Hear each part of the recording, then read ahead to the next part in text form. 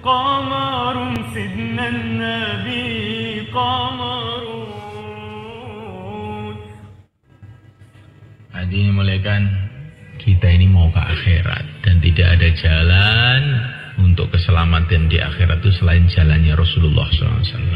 Nah, supaya kita ini bisa berjalan di jalannya Rasulullah itu bagaimana? Qul hadi sabili ad'u ilallah. Jalannya Rasulullah itu pertama kali kita ini harus ambil keputusan dakwah jalan hidup kita. Insyaallah mulaikan. Jadi mulaikan kalau kita ini mau ikut Rasul itu syaratnya itu dakwah ini harus hidup betul dalam hati kita. Setelah itu taklim.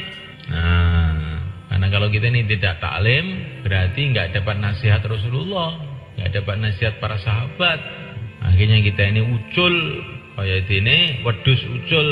Wedus ini ucul akhirnya hilang, ngebiong tandurane wong gitu. Mungkin uga terus pelaku tuabrak motor. Nyapa? Mergo cencange ilang, dadunge ilang. Lah dadunge wong urip niku taklim niku. Nek gak gelem taklim, dadunge ilang. Insyaallah mulaikan? Insyaallah. Taklim ini penting ini. Kita ini punya pimpinan Rasulullah, nggak pernah baca ceritanya harus gimana. Kita oleh Allah dikasih contoh generasi yang diridhoi Allah, para sahabat nggak pernah baca ceritanya gimana. Akhirnya muncul. Kita ini dikasih panutan orang-orang soleh, para ulama-ulama. Karena ini buku taklim itu sudah komplit, man. Quran ada, hadis Nabi ada, cerita sahabat ada, cerita wali-wali ada. Ini sudah komplit. Harus ada ini semuanya nih. Quran itu harus kamu baca. Ini kitabullah, surat Allah kepada kamu. Kirimi surat sama Allah gak dibaca itu bagaimana? Hadis harus ada. Karena ini nasihat Rasulullah. Kisah sahabat harus ada. Karena mereka ini orang yang telah mengamalkan agama sempurna. Cerita orang-orang setelahnya, cerita para wali itu harus ada. Supaya kita ada semangat. Ternyata orang itu walaupun gak ketemu Rasulullah, itu ya bisa jadi baik itu ternyata itu. Gitu. Nah itu dalam buku taklim ditulis Maulana Zakaria itu sudah komplit. Kita baca tiap hari paling sedikit setengah jam. Insyaallah malaikat. Insyaallah. Semua yang ada dalam kitab taklim itu mutiara-mutiara. Hadisnya yang sahih, hadisnya yang dhaif, semua itu adalah mutiara. Kalau hadis dhaif itu bukan berarti tidak diterima begitu malaikat. Tidak. Ya, itu dalam kitab-kitab besar. Kutubus Sittah itu juga banyak hadis dhaif dan diterima oleh para ulama. Orang punya kepahaman hadis dhaif tidak boleh diterima, itu orang keliru. Itu ngendas-ngendasi para ulama namanya. Ngendas-ngendasi ngerti nih mana nih? Wong keminter. Wong keminter orang Jawa. Dalam Bukhari saja ada beberapa hadis yang sebagian ulama mengatakan dhaif dan diterima oleh para ulama. Begitu juga dalam Muslim. Hadisnya sudah sahih, kadang-kadang pemahamannya tidak sahih. Maka Allah Subhanahu wa taala itu menjadikan nabi kita ini nabi terakhir, nggak ada nabi lagi. Tapi oleh Allah Subhanahu wa taala dijamin umatnya akan ada terus yang meneruskan perjuangan beliau. Qurannya kekal terus sampai kiamat. Hadis juga akan kekal sampai kiamat. Jadi Allah itu akan senantiasa membangkitkan orang yang meluruskan pemahaman mengenai agama itu akan ada terus. Quran nggak rubah, hadis nggak rubah, ini pemahamannya itu kadang-kadang nyeleweng.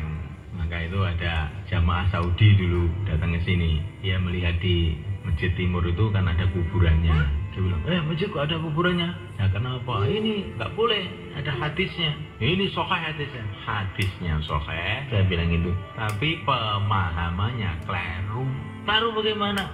Kamu lebih paham hadis, apa sahabat yang lebih paham? Ya sahabat. Lah kok kuburannya Nabi Abu Bakar Umar kok di masjid? Apa yang ngerti hadis kamu tok, sahabat nggak ngerti hadis? Diam aja. Ya kamu itu hadis yang sahih, tapi pemahaman yang tidak sahih. Itu terus gimana? Ya sunnahnya kuburan itu dekat masjid. Sunnahnya iya, sunnahnya dekat masjid. Seperti para sahabat itu. Ini apa yang dipahami sahabat itu harus lebih kita dahulukan daripada apa yang dipahami siapa saja. Karena dia ini murid pertamanya Nabi dan malaikat. mesti lebih paham dong. Ada orang tuh kalau Ramadan tuh mesti rame. Tarawih 11 apa tarawih 20 itu mesti gue kiran. Hadisnya sahih ini 11. Ini kalau Sayyidina Umar 20. Jangan bilang begitu. Kamu tuh pinter kamu apa pinter Umar tuh jadi.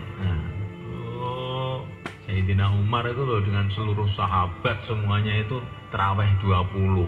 Sekarang apa nggak ada sahabat yang ngerti hadis, yang ngerti kamu gitu? Ayo jawab. Itu ijma itu, seluruh sahabat semua. Akhirnya diikuti oleh para imam. Imam mazhab 4 semua 20.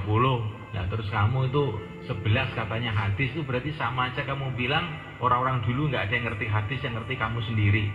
Itu namanya hadis yang sahih, otaknya nggak sahih yaitu. Ini bukan khilafiyat sebetulnya itu, tapi karena orang sekarang itu nggak mau ngaji, jadinya khilafiyat. Bukan khilafiyat ini, sebetulnya sudah ijma kuat. Ijma itu sudah mufakat semua ulama, terus teko-teko ngomong saenake dhewe itu piye kaya ngono kuwi. Jadi sebenarnya kan Allah SWT, inilah keistimewaan umat ini sebenarnya kan. Ada terus orang yang perjuangkan agama. Saya kira dulu itu sebelum ada usaha-usaha dakwah itu sebenarnya kan, yang bisa mengislamkan orang itu saya kira Wali Songo tok. Sahabat terus Wali Songo, yang lain nggak bisa. Tapi setelah ada dakwah ini ternyata anak-anak kecil bisa mengislamkan orang. Kemarin beberapa tahun yang lalu di Bromo itu jamaah mengislamkan banyak orang. Ternyata janji Allah, bila kamu tolong agama Allah, Allah akan menolong kamu, itu bukan hanya untuk sahabat saja, bukan untuk orang dulu saja, bukan untuk Wali Songo saja. Kita pun sekarang kalau mau berbuat seperti perbuatan mereka, janji Allah akan datang juga. Insyaallah malaikat. Ini bayan subuh, bayan khilafiyat nih ya, dan lurus pikirannya ini. Kalau sampai wong dakwah ini, pikirannya ini gak lurus. Nah ini ambil lurus itu taklim. Kalau taklim kalau malah jaga dikenal nih karo sahabat, kenal nih para ulama, penting. Jadi agama itu harus ikut orang-orang yang paham. Insyaallah malaikat. Yang pakarnya hadis nomor 1 seluruh dunia ini. Tapi beliau ini nggak berani kasih fatwa ini halal haram, nggak berani. Itu bagiannya Imam Syafi'i, bukan bagian saya. Saya itu bagian nyatet, saya ini bagian meriwayatkan saja. Ini yang menyimpulkan Imam Syafi'i sana, Imam Abu Hanifah sana. Ya, sekarang itu tahu hadis 5 itu aja sudah fatwa anjing halal. Loh, di Lukas apa nih yang halal nih? Nah ini semuanya kan, kita ini harus ngikuti orang-orang dulu dalam agama. Kalau dunia, kan, mobil mana, itu yang paling baik, yang paling baru, ya nggak kan? Kalau agama, yang paling baik, yang paling kuno. Karena agama itu seperti air mengalir itu, yang masih dekat sumber itu masih bersih. Nanti kan sudah bawah sana itu kena larangan, kena tae, kena opo, gimana? Jadi kalau agama itu kita cari yang paling kuno. Kalau mobil yang terbaru itu biasanya sih paling apik. Karena apa semuanya kan? Kalau urusan dunia itu berkembang menurut penelitian manusia, tambah hari tambah berkembang. Kalau agama itu tidak. Yang dulu masih dekat dengan Nabi, dekat para sahabat, itulah yang masih bersih. Ini kita ikut orang dulu, dakwah ya ikut orang-orang dulu, taklim ya taklimnya orang-orang dulu, ilmunya orang dulu, ibadah ya ibadahnya orang-orang dulu. Insyaallah malaikat. Insyaallah.